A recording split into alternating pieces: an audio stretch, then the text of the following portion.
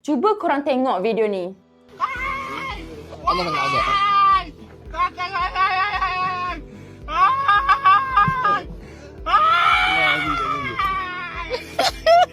Kau sombong ni.